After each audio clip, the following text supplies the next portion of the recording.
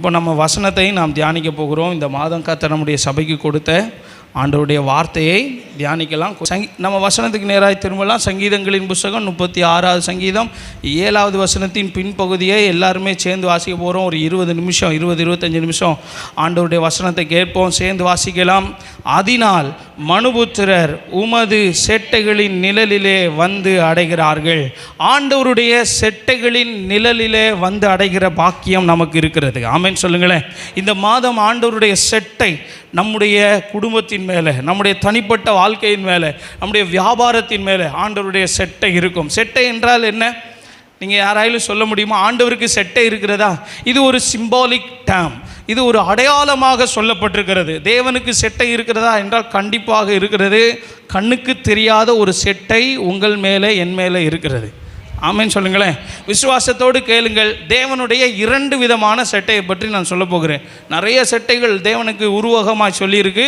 அதில் 2 செட்டைகளை நான் சொல்ல போகிறேன். இந்த இந்த இந்த நாம் வாசித்த இந்த வசனத்தில் இப்படி எழுதப்பட்டிருக்கிறது.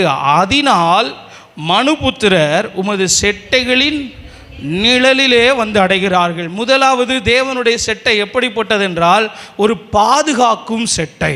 எப்பொழுதெல்லாம் நமக்கு ஆபத்து வருகிறதோ அப்பொழுதெல்லாம் நம்மை பாதுகாக்கிற ஒரு செட்டை. ஒரு அல்லேலூயா சொல்லுங்களேன். உங்களை, உங்கள் குடும்பத்தையும் தேவன் தம்முடைய செட்டைகளின் நிழலிலே மூடி மறைக்கிறார். சங்கீதங்களின் புஸ்தகம் 57ஆம் சங்கீதம் 1வது வசனத்தில் தாவீது இப்படி சொல்லுகிறான், விக்கினங்கள் கடந்து போகும் மட்டும் உமது செட்டைகளின் நிழலிலே வந்து அடைவேன். தாவீதுக்கு விரோதமாக எத்தனையோ போர், எத்தனையோ விதமான ஆபத்துகள் வந்தது. ஆனால் அவன் சொல்லுகிறான், எப்பொழுதெல்லாம் எனக்கு ஆபத்து வருகிறதோ ஆண்டவரே, அப்பொழுதெல்லாம் உம்முடைய செட்டைகளின் நிழலிலே வந்து அடைகிறேன். ஆமென் சொல்லுங்களேன். இன்னொரு வசனத்தை வாசிப்போம். ஏசாயா தீர்க்கதரிசன புஸ்தகம் 25ஆம் அதிகாரம் 4வது வசனத்தை ஒரு வாசிக்க கேட்போம். ஏசாயா 25:4.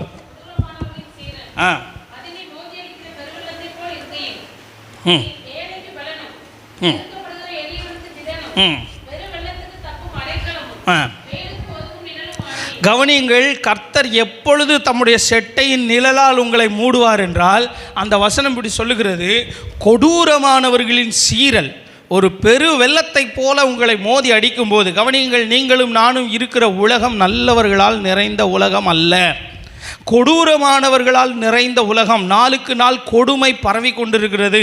சிறுவர்களுக்கு விரோதமாய், பெண்களுக்கு விரோதமாய் கொடூரமானவர்களின் சீறல் மதிலை மோதி அடிக்கிற பெருவெள்ளத்தை போல உங்களை அடிக்கும் போது, அல்லது பெரிய காற்று உங்களுக்கு விரோதமாய் வரும்போது, அந்த வசனம் சொல்லுகிறது, நீர் ஏழைக்கு பலனும் நெருக்கப்படுகிற எளியவனுக்கு திடனும் பெருவெள்ளத்துக்கு தப்பும் வெயிலுக்கு ஒதுங்கும் நிழலுமானீர். ஒரு உதாரணத்தை சொல்லி இந்த வசனத்தை விளக்குகிறேன். கவனிங்கள்.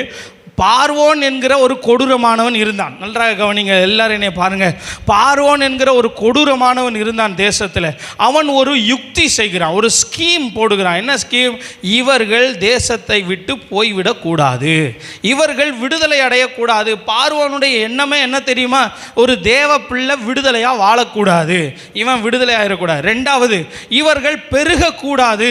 நீங்கள் தொழிலில் பெருகக்கூடாது, வாழ்க்கையில் பெருகக்கூடாது, உங்கள் குடும்பத்தில் பெருகக்கூடாது என்பது யாருடைய திட்டம் சொல்லுங்க? நீங்க ஏன் கூட வரல? பார்வோனுடைய திட்டம். ஆண்டவர் என்ன சொல்லி அழைக்கிறார்? ஆபிரகாமை உன்னை ஆசீர்வதிக்கவே ஆசீர்வதித்து உன்னை பெருகவே பெருக பண்ணுவேன் ஆண்டவர் சொல்றாரு. ஆனால் பார்வோன் என்ன செய்கிறான்? பெருக்கத்தை தடுக்க நினைக்கிறான், அழிக்க நினைக்கிறான். கொடூரமானவன் மதிலை போல மோதி அடிக்கிறான். திடீர்னு ஒரு ஜிஓ பாஸ் பண்ணுறான், ஒரு கவர்மெண்ட் ஆர்டர் பாஸ் பண்ணி என்ன சொல்கிறான்? ஆண் பிள்ளைகளை எல்லாம் நைல் நதியிலே போட்டு கொலை செய்து விடுங்கள், பெண் பிள்ளைகள் என்றால் உயிரோடு இருக்கட்டும். இப்படி கொடூரமாய் உத்தரவு போடுகிறான். சின்ன குழந்தைகளை கொடூரமாய் அவன் உத்தரவு போடுகிறான், கொடூரமான காரியங்களை செய்கிறான். அப்பொழுது ஆண்டவர் ஒரு நிழல் தருகிறார். யாருக்கு? மோசேக்கு. என்ன நிழல் தருகிறார்? வசனம் சொல்லுகிறது, ஏழைக்கு பலனாய் இருக்கிறவர், திடனாய் இருக்கிறவர், லேவி குடும்பத்துக்கு ஒரு நிழலாய் அந்த பார்வோனின் குமாரத்தியை வைத்திருந்தார்.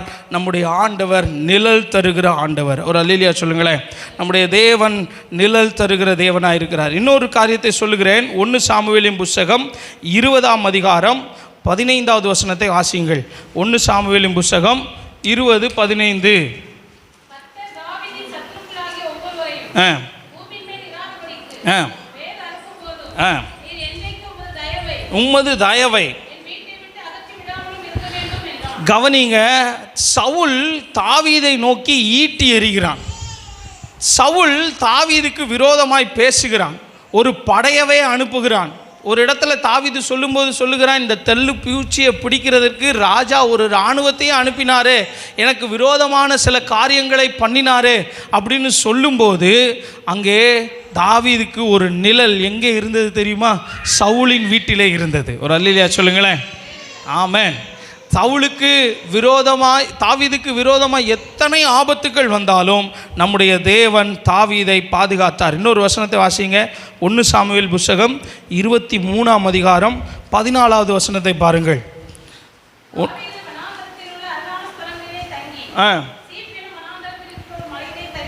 தரித்திருந்தான். சவுல் அனுதினமும் அவனை தேடியும் தேவன் அவனை அவன் கையில் ஒப்பு கொடுக்கவில்லை. பாருங்க, தாவீது எங்கெல்லாம் போறானோ, நல்லா கவனிங்க, தாவீது எங்கெல்லாம் போறானோ அங்கெல்லாம் சவுல் வந்துடுவார். அல்லது தாவீது எந்த ஊருக்கெல்லாம் போகிறானோ அங்கே இருக்கிற நியூஸ் எங்கே போயிடும்? சவுலுக்கு போயிடும். இங்கே தான் ஒளிஞ்சிருக்கான், வேமா வாங்க. சில ஆள் இருப்பான், என்ன செய்வான்னா, நீங்கள் என்னெல்லாம் செய்கிறீங்கன்னு உங்களை தீவிரமாக வாட்ச் பண்ணுவான். அவன் வாட்ச் பண்ணி சொல்லிக்கொண்டே இருப்பான். உங்கள் ஸ்டேட்டஸ் எல்லாம் பார்த்து, இவர் இங்கே போயிருக்காரு, அங்கே போயிருக்காரு, அப்படி போயிருக்காரு, அவங்களாம் ஒரு ஜோடிச்சுடுவாங்க, கண்ணு காது மூக்கு வச்சு இப்படி சொல்லிடுவாங்க. ஆனால் வசனம் சொல்லுகிறது, சவுல் அனுதினமும் அவனை தேடியும் தேவன் அவனை அவன் கையில் என்ன செய்யவில்லை. ஏனென்றால் ஒரு நிழல், ஒரு சிறகு. நீங்கள் தாவீதை கேட்டால் சொல்லுவான், தாவீதே எப்படியப்பா தப்பிச்ச? அவன் சொல்கிறான் ஒரு இடத்துல, எனக்கும் மரணத்துக்கும் 1 அடி தூரம், இவ்வளவு தான் கேப்பு, 1 முழங்கை அளவு தூரம், இவ்வளவு தான் கேப்பு. ஆனால் ஆண்டவர் என்னை பாதுகாத்தார். நீங்கள் போய் தாவீதிட்ட கேட்டால் தாவீது சொல்லுவான், எனக்கு ஒரு சிறகு இருந்தது, என் மேலே ஒரு செட்டை இருந்தது, அதன் நிழலுக்குள்ளே நான் ஓடி விடுவேன்.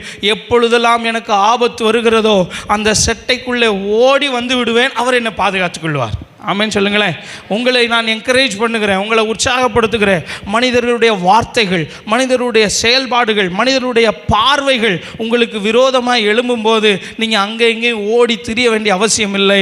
ஒரு நிழல் தருகிற செட்டை நம் மேலே இருக்கிறது. ஆமென் சொல்லுங்களேன். ஆனால் நீங்கள் நான் என்ன செய்யணும்? வந்து ஓடி அடைய வேண்டும். நிழலுக்குள்ளே வந்துடணும், அங்கே எங்கேயும் ஓடக்கூடாது. முந்தி காலத்துலலாம் கோழி வளர்ப்பாங்க, இப்போ கோழி வளர்க்காங்கன்னா தெரியல வீடுகளில். ஏன்னா இப்போல்லாம் ஃபுல்லாக பண்ணையிலேருந்து தான் வருது கோழி. எங்கள் ஊர்லலாம் கோழி வளர்க்கும்போது நான் பார்த்துருக்குறேன், மேலேருந்து பருந்து அல்லது காகம் வரும்போது இந்த கோழி என்ன செஞ்சிடணும்னா, கழுத்தெல்லாம் வேகமாக ஒரு மாதிரி டென்ஷன் ஆகி கண்ணெல்லாம் பெருசாகி எல்லா கோழி குஞ்சுகளும் ஆட்டோமேட்டிக்காக ஓடி வந்து அம்மாவுடைய செட்டைக்குள்ளே உட்காந்துக்கிடும். அம்மா அதை அப்படியே பாதுகாத்துக்கொள்ளும். எப்பொழுதெல்லாம் ஆபத்து உங்களுக்கு விரோதமாய் வருகிறதோ நான் உங்களை என்கரேஜ் பண்ணுகிறேன், தேவ சமூகம் இருக்கிறது, அதற்கு போங்கள், ஆண்டவர் உங்களை பாதுகாப்பார். அனுதினமும் அவன் தேடியும் அவனை தேவன் அவன் கையில் ஒப்பு கொடுக்கவில்லை. ஆமென் சொல்லுங்களேன். வெளியே எத்தனை ஆபத்துக்கள் இருந்தாலும் உங்களை பாதுகாக்க, என்னை பாதுகாக்க ஒரு செட்டை இருக்கிறது. இன்னொரு வசனத்தை வாசிப்போம். ரூத் புஸ்தகத்தில் 2ஆம் அதிகாரம் 12வது வசனத்தை பாருங்கள். 10 ஆண்டுகள் இவளுடைய வாழ்க்கையிலே ஒரு கோர புயல் தாக்கினது. என்ன புயல்? மரணம். அவளை பற்றி வசனம் சொல்லுகிறது, நன்றாக கவனிங்கள். நான் சொன்ன உடனே வாசிங்க. அவளுடைய மாமனார் மரித்து போகிறார், அவருடைய கணவன் மரித்து போகிறார், கணவனின் சகோதரர் மரித்து போகிறார். திரும்ப திரும்ப மரணம் அந்த வீட்டை ஆளுகை செய்து கொண்டிருக்கிறது. நிந்தை, அவமானம், வெறுமை, இது எல்லாம் இருந்தாலும் அந்த சகோதரி எங்கே போனா தெரியுமா? வசனம் சொல்லுகிறது, இஸ்ரவேலின் தேவனாகிய கர்த்தருடைய செட்டைகளின் கீழ் அடைக்கலமாய் வந்த உனக்கு அவராலே நிறைவான பலன் கிடைப்பதாக. ஒருத்தி எனக்கு செட்டை வேண்டாம்னு போயிட்டா, ஆனால் இன்னொருத்தி இயேசுவின் செட்டை போதும். நீங்கள் யாராக இருக்க விரும்புகிறீங்க? ஆண்டவருடைய செட்டை போதுமா? உங்கள் இழப்புகளை கண்டு செட்டைகளை விட்டு வெளியே ஓட விரும்புகிறீர்களா, அல்லது செட்டைக்குள்ளே இருக்க விரும்புகிறீர்களா? முடிவெடுங்கள். முதலாவது தேவனுடைய செட்டை. எப்படிப்பட்ட செட்டை? பாதுகாக்கும் செட்டை. மோசேயை வளர்க்க ஒரு பாதுகாப்பை தந்தார். சவுலிடம் இருந்து தாவீதை பாதுகாக்க ஆண்டவர் ஒரு நிழலை தந்தார். ரூத்தை பாதுகாக்க, ரூத்தை ஆசீர்வதிக்க, வெறுமையாய் வந்த அவளுடைய வாழ்க்கையை, சாபத்தை மாற்ற அந்த நிழல் கிரியை செய்தது. ஆமென் சொல்லுங்களேன். எத்தனை ஆண்டு ஆச்சும் ஆகட்டும், எத்தனை வருஷம் நீங்கள் சாபத்தில் இருந்தாலும் பரவாயில்ல, இயேசுவை மட்டும் நம்பினா போதும். இயேசுவே உங்கள் பிள்ளையா என்னை ஏற்றுக்கோங்க, அவர்கிட்ட ஓடி வந்துட்டா போதும், அந்த நிழல் உங்கள் சாபத்தை மாற்றிவிடும். ஆமேன் சொல்லுங்களேன். இயேசுவினிடத்தில் வருகிற யாரையும் அவர் புறம்பே தள்ளுகிறவர் அல்ல. ஆமேன். ரெண்டாவது ஆண்டவருடைய செட்டை பற்றி சொல்ல போகிறேன். சுவாரஸ்யமாக இருந்தது. சரியா, நான் இந்த பிரசங்கத்தை ஆயத்தம் பண்ணும்போது நேற்றுக்கு பசங்களோட பேசிக்கிட்டு இருந்தேன். நேற்று பேசினேன்னா ஃப்ரைடே பேசினேன்னா நேற்று பேசிக்கிட்டு இருந்தேன் ஈவினிங். வாசிக்கலாம். உபாகம புஸ்தகம் 32ஆம் அதிகாரம் 11வது வசனம். இங்கே ஆண்டவருடைய செட்டையை பற்றி வசனம் சொல்லுகிறது. இதுதான் முக்கியமான காரியம், இதைத்தான் நல்லா கவனிக்கணும். உபாகம புஸ்தகம் 32:11. கழுகு தன் கூட்டை கலைத்து தன் குஞ்சுகளின் மேல் அசைவாடி தன் செட்டைகளை விரித்து. ஆமென். இங்கே கவனிங்க, அடுத்த வசனத்தை சேர்த்து வாசிருங்க. கர்த்தர் ஒருவரே அவனை வழி நடத்தினார், இருந்ததில்லை. என்ன கவனிங்களேன், கழுகு தன்னுடைய குஞ்சுகளுக்கு இங்கே ஒரு ட்ரைனிங் கொடுக்கிறது. அதனுடைய ப்ராசஸை பற்றி இங்கே மோசே சொல்லுகிறார். ஆண்டவர் எப்படி கிரியை செய்கிறாராம்? கழுகை போல கிரியை செய்கிறாராம். நல்ல கவனிங்க. சில நேரம் உங்களுக்கே ஆண்டவர் பேசுகிற மாதிரி இருக்கலாம். அந்த கழுகு என்ன செய்கிறது? கூட்டை கலைத்து குஞ்சுகளின் மேல் அசைவாடுகிறது. உயரமாக கண்மலையில் கூட கட்டி இருக்கிறது. கவனிங்க, உயரமான இடத்துல கிட்டத்தட்ட 1000 அடிக்கு மேலே கூட கட்டியிருக்கு. அதில் 2 குஞ்சு 4 குஞ்சு அப்படி சொல்லி எத்தனை குஞ்சு இருந்துச்சுன்னு தெரியாது, ஆனால் நிறைய குஞ்சுகள் அங்கே இருந்திருக்கிறது. இந்த கழுகு பார்த்தது, இது ரொம்ப கம்ஃபர்ட் ஜோன்லேயே இருக்குதே, நல்ல சுகபோகமாக இருக்குது. என்ன, நான் வேலைக்கு சாப்பாடு கொண்டு வந்து தாரேன், இந்த கழுகு குஞ்சுக நல்லா சாப்பிட்டு இருக்குது, நான் ஒன்று செய்ய போகிறேன். கூட்டை களைச்ச உடனே 100% 100% அன்சர்டனிட்டி, கால் வைக்க இடம் இல்லை. இப்போ கழுகு குஞ்சுகள் அங்கே எங்கே செதறும் போது இந்த தாய்க்கழுகு மரத்தில் எங்கேயோ ஓரமாக உட்கார்ந்து பார்க்கலை, வேடிக்கை பார்க்கவில்லை. அதற்கு பதிலாக என்ன சொல்லுது அந்த வசனம்? சொல்லுது, அவைகளின் மேல் அசைவாடி. ஆமேன்னு சொல்லுங்களேன். அவைகள் மேல் அசைவாடுது. மேலிருந்து கழுகு குஞ்சுகள் விழுந்து கொண்டு இருக்கிறது. ஆண்டவருடைய செட்டை என்ன செய்கிறதா? மேலே அப்படியே அசைவாடி கொண்டு இருக்கிறது, மேலே அப்படியே வந்து கொண்டு இருக்குது. ஆண்டவர் பார்க்கல, இவன் பெண்டிகாஸ்டல் விசுவாசி, இவன் ஆர்சி விசுவாசி, இவன் ஏஜி விசுவாசி, இவன் விசுவாசியே கிடையாது, சரி இவனை கை விட்டுருவோம், அவனை விட்டுருவோம், அப்படிலாம் பார்க்கல. எல்லா குஞ்சுகளின் மேல் அசைவாடுகிறார். ஒரு முறை சபைக்கு வந்தவர்களாக இருக்கட்டும், எத்தனை ஆண்டுகள் சபைக்கு வந்தவர்களாக இருக்கட்டும், எல்லாரையும் தேவன் பாதுகாக்கிறார். ஆமேன் சொல்லுங்களேன். சங்கீதக்காரனை கேட்டால் அவன் சொல்லுவான், இஸ்ரவேலை காக்கிறவர் உறங்குவதும் இல்லை தூங்குவதும் இல்லை. அவர்களை பாதுகாக்க அப்படியே அந்த செட்டை அசைவாடி கொண்டிருக்கிறது. மேலே அசைவாடுகிற செட்டை அடுத்து என்ன செய்கிறது? கவனமாய் பார்க்கிறது. என் கவனத்தை விட்டு இது போயிடக்கூடாது. ஏன் அசைவாடுது தெரியுமா? இந்த குஞ்சு வேற எங்கேயாச்சும் போய் சிக்கிடக்கூடாது. அப்படியே மேலே அசைவாடி அதை பார்த்து கொண்டே இருக்கிறது. அடுத்து வசனம் சொல்லுகிறது, சங்கீதங்களின் புஸ்தகம் 32ஆம் சங்கீதம் 8வது வசனத்தில் நம்ம எல்லாருக்குமே தெரியும், நான் உன்மேல் என் கண்ணை வைத்து உனக்கு ஆலோசனை சொல்லுவேன். ஏன் தெரியுமா வாட்ச் பண்ணுது இந்த கழுகு? கவனிங்க, உன் நடவடிக்கைகளை பார்க்க. ஆண்டவர் நம்மை வாட்ச் பண்ணுகிறார். நம்முடைய ஆக்ஷன்ஸ் அண்ட் அவர் ரியாக்ஷன்ஸ் எல்லாத்தையும் ஆண்டவர் வாட்ச் பண்ணி கொண்டே இருக்கிறார். கூட்டை கலைக்கும் போது 100% நீ கூட்டுக்குள்ளே இருக்கும்போது சேஃப். அப்பா தான், ஏசப்பா நீங்கள் உங்களை மாதிரி வேறு யாரும் இல்லைப்பான்றோம். கூட்டை கலைத்து உங்களுக்கு இப்போ பயிற்சி கொடுக்கும்போது சொல்லுகிறோம், ஐயோ கூட்டை கலைச்சிட்டாரே, நல்லா இருந்தோமே இங்கே வசந்த் நகர் 3rd ஸ்ட்ரீட்டில் கூட்டை கலைச்சி விட்டாரே, என்ன ஆண்டவர் கண்களை வைத்து கொண்டே பார்த்து கொண்டே அசைவாடி கொண்டே இருக்கிறார். மேலே நம்ம எல்லாரையும் பார்த்து கொண்டு இருக்கிறார், நம்ம மேலே கண்ணோக்கமாக இருக்கிறார். எலியா, அவனுடைய வேலைக்காரன் ஒருவன் இருந்தான், கவனிங்க, அவன் பேர் எலிசா. எலிசாவினிடத்திலிருந்து எலியாவை ஆண்டவர் எடுத்துக்கொண்டார்.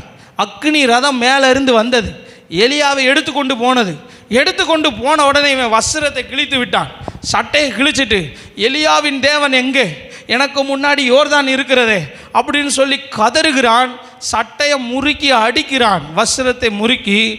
வசனம் சொல்லுது, அந்த வசனத்தில் 2 ராஜாக்களின் புஸ்தகம் 2:14 எழுதப்பட்டிருக்கிறது, மேலே அசைவாடி கொண்டிருக்கிறவர் எங்கேயோ இல்லை எலிசாவே, அங்கே தான் இருக்கிறார், நீ அடித்த உடனே. அந்த வசனம் என்ன சொல்லுகிறது? தண்ணீரை அடித்த உடனே, கவனிங்க, எலியாவின் தேவன் எங்கே?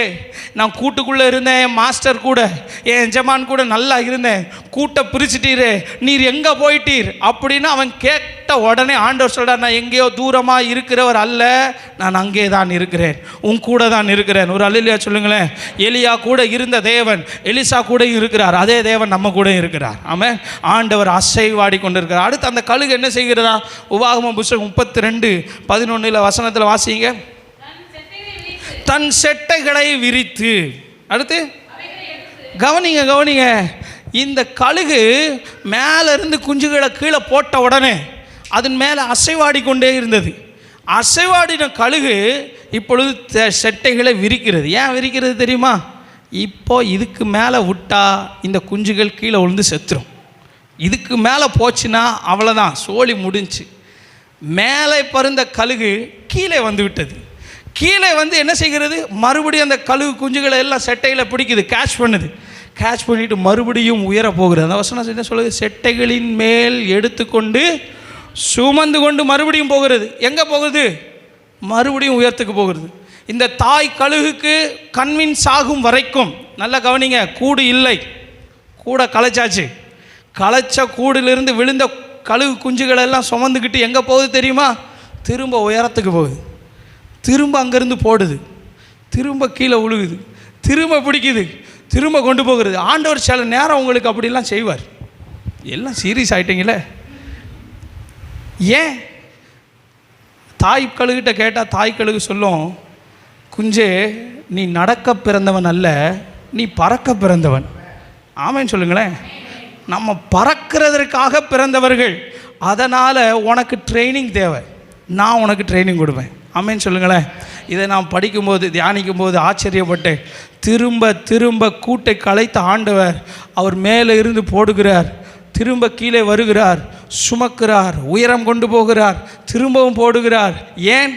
ஒவ்வொரு சூழ்நிலையிலும் நீங்கள் நம்பினவர்கள், உங்களை பெற்றவர்கள், உங்களோடு கூட இருந்தவர்கள் உங்களுக்கு ஏமாற்றம் தரும்போது, உங்களுக்கு துரோகம் இழைக்கும் போது, எல்லா நேரத்திலும் நீங்கள் தெரிந்து கொள்ள வேண்டும், நான் ஒருவரே உங்களை சுமந்து கொண்டு வந்தேன். அந்த வசனம் என்ன சொல்லுது? அடுத்த வசனத்தை பாருங்கள். 12வது வசனத்தில், கர்த்தர் ஒருவரே அவனை சுமந்து கொண்டு வந்தார். ஒரு அல்லேலூயா சொல்லுங்களேன். 2வது செட்டை, இது எப்படிப்பட்ட செட்டை தெரியுமா? உன்னை பழக்குவிக்கும் செட்டை. முதலாவது பாதுகாக்கும் செட்டை, 2வது பழக்குவிக்கும் செட்டை. உனக்கு பழக்கம் பண்ணுகிறார், உனக்கு இப்போ ட்ரைனிங் கொடுக்கிறார். இது ஒரு ட்ரைனிங் பீரியட். எஃப்எல்சி வந்து ஒரு ட்ரைனிங் சென்டர். உங்களை ட்ரைன் பண்ணுகிறது. ஆண்டவர் உங்களை அப்படியே பழக்க வைக்கிறார், மேலே கொண்டு போகிறார். திடீர்னு உயரமான இடத்துக்கு போவீங்க, அங்கேருந்து பொத்தடின்னு போட்டு விட்டுறாரு. குஞ்சுகள்லாம் கத்த ஆரம்பிக்கும், ஐயோ ஐயோ போச்சு, ஆண்டவரே என்ன செய்கிறீர்? மேலேருந்து கீழே போடுது, திரும்ப தூக்குறது, திரும்பவும் பண்ணுகிறது. இப்படியே உங்களை பழக்குவிக்கிறார். ஒரு வசனத்தை வாசியுங்கள், நான் சொல்லுகிற வசனத்தை மட்டும். நான் அவனை கைப்பிடித்து நடக்க பழகினேன். 3வது வசனம், ஐ எம் ஸோ சாரி. நான் எப்ராயிமை கைப்பிடித்து நடக்க பழக்கினேன். கர்த்தர் சொல்கிறாரு, நான் உன்னை நடக்க பழக்கினேன். எப்படி ஆண்டவர் ட்ரைனிங் கொடுக்குறார்? மேலே கொண்டு போய் கீழே போட்டு எதுக்காக போடுறார் தெரியுமா? உன்னை நடக்க பழக. எப்படி ஒரு கிறிஸ்தவ பிள்ளையாய் நீ நடந்து கொள்ள வேண்டும், எப்படி தேவ பிள்ளையாய் உன்னுடைய கடினமான சூழ்நிலையில் நீ நடக்க வேண்டும் என்பதை பழக்குவிக்கிறதற்காகத்தான் கூட்ட கலைக்கிறார். ஏன் கூட்ட கலைக்கிறார்லாம் நீங்கள் கவலைப்படக்கூடாது. ஆண்டவருக்கு என்ன ஞானம் இல்லையா? அவருக்கு ஞானம் இருக்கிறது. அவர் சர்வ ஞானி. ஏன்னா அவர் கூட்டை கலைத்து நடக்க பழக்குகிறார். சங்கீதக்காரனை கேட்டால் அவன் சொல்லுவான், 144ஆம் சங்கீதம் 1வது வசனத்தில், என் கைகளை போருக்கும் என் விரல்களை யுத்தத்திற்கும் படிப்பிக்கிறேன் கண்மலையாகிய கர்த்தருக்கு ஸ்தோத்திரம். தேவ பிள்ளையே, நீ பிறந்த நோக்கம் நிறைவேற உனக்கு ட்ரைனிங் கொடுக்கிறார். ஏன் இந்த ட்ரைனிங்? எல்லாருக்கும் கிடையாது அந்த ட்ரைனிங். காக்கா குஞ்சுக்கெல்லாம் கிடையாது ட்ரைனிங். ஏன்னா காக்கா குஞ்சு, கோழி குஞ்சு, கோழி உயர பறந்தாலும் எதாக முடியாது? கழுகாக முடியாது. நானும் ட்ரை பண்ணுறேன். நோ, நீ வந்து யார்? கோழி தான். நான் வந்து கழுகு. கழுகைக்கு எல்லாம் ஆண்டவர் என்ன செய்வார்னா, கடினமான பாதைகளில் தான் ட்ரைனிங் கொடுப்பார். கோழிக்கு கீழே கிடக்கிறது ஏதாச்சும் கிடச்சா போதும். ஆனால் கழுகு அப்படி கிடையாது. அதோடைய போர்க்களமே வேறு. கழுகுடைய போர்க்களம் எது தெரியுமா? பூமி கிடையாது. கழுகு தன்னுடைய இரையை பூமியில் வைத்து வேட்டையே ஆடாது, உயர கொண்டு போகும். வானத்திற்கு ஆகாய மண்டலத்துக்கு கொண்டு போவோம். அங்கே அந்த எதிரிக்கு நிற்க இடமே இருக்காது. நமக்கு போராட்டம் எங்கே தெரியுமா? பூமியில் கிடையாது, மாம்சத்தோடும் இரத்தத்தோடும். சொல்லுங்களேன், இல்லை. ஆகாயத்தில் கிரியை செய்கிற அந்தகார லோகாதிபதிகளின் சேனைகளோடும் நமக்கு யுத்தம் உண்டு. நாம் கழுகா பிறந்தா கர்த்தர் கண்டிப்பாக ட்ரைனிங் கொடுப்பார், கடினமான பாதைகளிலே நடத்துவார். தாவீதை கேட்டால் சொல்லுவான், தாவீதே உனக்கு யாருப்பா யுத்தம் செய்ய சொல்லி கொடுத்தா? என் கைகளுக்கு ஒருவர் யுத்தம் செய்ய சொல்லி கொடுத்தார், அவர் என் கண்மலை ஆகிய தேவன். ஆமென் சொல்லுங்களேன். எஸ்தரை குறித்து வாசிக்கிறோம். வாசியுங்கள், எஸ்தர் 2ஆம் அதிகாரம் 20வது வசனத்தை வாசியுங்கள். எஸ்தர் புஸ்தகம் 2ஆம் அதிகாரம் 20வது வசனம். இதை வாசி நம்ம முடிக்க போகிறோம். கற்பித்திருந்தபடி தன் பூர்வதோ தரத்தையும் தெரிவிக்காதிருந்தால் சொற்கேட்டு நடந்தது போல. கவனிங்க, எஸ்தரே, நீ பிறந்தது எதற்காக தெரியுமா? ஒரு அடிமை பெண்ணா பிறக்கலை, உனக்கு ஒருத்தர் ட்ரைனிங் கொடுத்துக்கிட்டு இருக்கிறார். மொர்தெகாய் ஒருவேளை இல்லாமல் இருக்கலாம், ஆவியானவர் இருக்கிறார். ஆமென் சொல்லுங்களேன். இப்போ எஸ்தருக்கு ராஜ பதவி கிடைத்து விட்டது. 127 தேசங்களுக்கும் ராஜாத்தி இவள் தான். இவளுக்கு மீறி எதுவும் நடக்கப் போவது இல்லை. இவள் நினச்சா என்னனாலும் செய்யலாம். ஆனால் வளர்ந்துட்டேன்னு சொல்லி அவள் தன்னுடைய மாஸ்டர், தன்னுடைய தகப்பனின் சொல்லை கேட்காமல் இருக்கவில்லை. அப்பொழுதும் தகப்பனின் சொல்லை கேட்டாள். ஆமென் சொல்லுங்களேன். எப்போ வரைக்கும் ட்ரைனிங் பண்ணுவார்? உனக்கு ராஜ பதவி கிடைக்கும் வரைக்கும். கிடைத்த பின்பும் ட்ரைனிங் கொடுப்பார். ஆமென் சொல்லுங்களேன். நீங்கள் உயர போய் அங்கேருந்து விழுந்துடக்கூடாதே. அங்கேருந்து உங்களை சேஃப் பண்ணணுமே, உங்களை பாதுகாக்கணுமே. நீ பிறந்த நோக்கம் நிறைவேற வேண்டும். எஸ்தரே, நீ ஏன் பிறந்த இங்கே? நீ உனக்கு ஏன் இந்த ராஜ மேன்மை கிடைத்தது? வசனத்தை வாசியுங்கள். 4ஆம் அதிகாரம் 14வது வசனத்தை பாருங்கள். 4ஆம் அதிகாரம் 14வது வசனம். நீ இந்த காலத்திலே மௌனமாக இருந்தால் ரட்சிப்பும் அழிவீர்கள். கவனிங்க, இப்படிப்பட்ட காலத்துக்கு உதவியாக இருக்கும்படிக்கு உனக்கு ராஜமேன்மை கிடைத்திருக்கலாமே. ஆபத்தில் இருக்கிற மக்களுக்கு உதவி செய்ய ஒருவேளை உங்களுக்கு இந்த தொழில் கிடைத்திருக்கலாமே, ஒருவேளை உங்களுக்கு இந்த வேலை கிடைத்திருக்கலாமே, இந்த பதவி கிடைத்திருக்கலாமே. இப்படிப்பட்ட ராஜ மேன்மை ஏன் கிடைத்தது தெரியுமா? நீ உதவி செய்யும்படிக்கு. ஆமென் சொல்லுங்களேன். அன்னைக்கு எஸ்தர் மட்டும் உதவி செய்யலைன்னா ஆண்டவர் எப்படி ஆகிலும் யூதருக்கு ரட்சிப்பை கொண்டு வந்திருப்பார். எந்த வழியிலாகிலும் ஆண்டவர் ரட்சிப்பை கொண்டு வந்திருப்பார். ஆனால் நீ குற்றமுள்ளவளாக இருப்பாள். தேவ பிள்ளை, இன்னைக்கு நான் சொல்ல விரும்புகிற காரியம் இதுதான். உங்களுக்கு ட்ரைனிங் கொடுக்குற ஆண்டவர் ஏன் ட்ரைனிங் கொடுக்குறார் தெரியுமா? பிறந்த நோக்கம் நிறைவேற, உங்கள் மூலமாய் தேவராஜ்யம் கட்டப்பட, உங்கள் மூலமாய் தேவனுடைய சமூகம் அநேகருக்குள்ளே போக, அநேகர் தேவ வார்த்தையை கேட்க ஆண்டவர் உங்களுக்கு ராஜ மேன்மையை கொடுத்திருக்கிறார். ஆமென் சொல்லுங்களேன். சில நேரங்களில் அந்த ட்ரைனிங் பீரியட் ரொம்ப மோசமாக இருக்கும். எங்களுக்கு பைபிள் காலேஜில் 3 ஆண்டுகள் ட்ரைனிங் பீரியட். 3 ஆண்டுகள். நான் 5 வருஷம் படித்தேன். 5 வருஷம் பயங்கர ட்ரைனிங் தான், டஃப்பான ட்ரைனிங் தான்.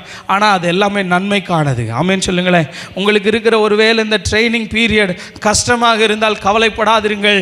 நீங்கள் அழிந்து போவதில்லை. எந்த இடத்துலையும் ஹிட் ஆகி நீங்கள் அழிய மாட்டீங்க. வேகமாக ஸ்கூப் பண்ணி ஒரு செட்டை வந்து உங்களை தூக்கிட்டு போயிடும். அது தேவனுடைய செட்டை. அப்படி எழும்பி நிற்போம், கண்களை மூடி ஜெபம் பண்ணுவோம். ஹல்லேலூயா, ஹல்லேலூயா. உமது செட்டைகளின் நிழலிலே வந்து அடைவேன். ஆனால் ஒரே ஒரு கண்டிஷன், இந்த செட்டைக்குள்ளே நீ இருக்க வேண்டும். இந்த செட்டை விரும்புகிற இடத்திலே நீ இருக்க வேண்டும். கண்களை மூடி ஜெபம் பண்ணுவோம். இது பாதுகாக்கும் செட்டை. 2வது, உன்னை பழக்கு வைக்கும் செட்டை. தேவ பிள்ளையை, நீ கவலைப்பட வேண்டிய அவசியம் இல்லை. ஆண்டவரே, ஏன் ஆண்டவரே என் கூட்டை கலைத்தீர்? எதற்கு ஆண்டவரே? இயேசுவே, என் நண்பர்களோடு நன்றாக இருந்தேனே, என்னுடைய சகோதரர்களோடு நன்றாக இருந்தேனே, ஏன் ஆண்டவரே கூட்டை கலைத்தீர்? ஐ am going to train you. நான் உனக்கு ட்ரைனிங் கொடுக்க விரும்புகிறேன். நீ கூட்டுக்குள்ளேயே இருக்க பிறந்தவன் அல்ல, நீ நடக்கிறவன் அல்ல, நீ பறக்க வேண்டியவன். உன்னுடைய போர்க்களமே வேற, நீ போர் செய்ய வேண்டிய இடம் இது அல்ல. ஹல்லேலூயா, ஹல்லேலூயா, ஹல்லேலூயா. நீ கழுகாய் பிறந்தவள். ஹல்லேலூயா. உனக்கு நீ பிறந்த நோக்கம் நிறைவேற வேண்டும். எஸ்தர் ராஜாத்தியே, நீ பிறந்த நோக்கம் நிறைவேறத்தான் கர்த்தர் உனக்கு இந்த ட்ரைனிங் கொடுக்கிறார். ஹல்லேலூயா, ஹல்லேலூயா. வலதுகரம் உயர்த்தி ஜெபம் பண்ணுங்கள். சர்வ வல்லமையுள்ள தேவனே, நீர் எங்களுக்கு பழக்குவிக்கிற பயிற்றுவிக்கிற ஒவ்வொரு பாதைகளுக்காக நன்றி சொல்லுகிறோம் ஆண்டவரே. நாங்கள் அழிந்து போவது இல்லை, நாங்கள் மடிந்து போவது இல்லை. எந்த கற்களிலும் மோதி நாங்கள் அழிந்து போக மாட்டோம். இயேசுவே, உம்முடைய செட்டைகளின் நிழல், உம்முடைய செட்டை வந்து எங்களை தூக்கி கொண்டு போகுமே. உமக்கு நாங்கள் நன்றி சொல்லுகிறோம் ஆண்டவரே. இந்த வார்த்தையை கேட்ட ஒவ்வொருவரையும் கர்த்தர் நீர் ஆசீர்வதிப்பீராக. இந்த மாதம் முழுவதும் உம்முடைய செட்டைகளின் நிழல் உம்முடைய பிள்ளைகளின் மேலே இருக்கட்டும். உம்முடைய செட்டைகளின் அரவணைப்பு இருக்கட்டும். உம்முடைய செட்டைகளின் தாங்குதல் இருக்கட்டும் என்று சொல்லி ஜெபிக்கிறேன், ஆசீர்வதிக்கிறேன். பெரிய காரியங்களை செய்யும். இயேசுவின் நாமத்தில் ஜெபிக்கிறோம் நல்ல பிதாவே, ஆமென்.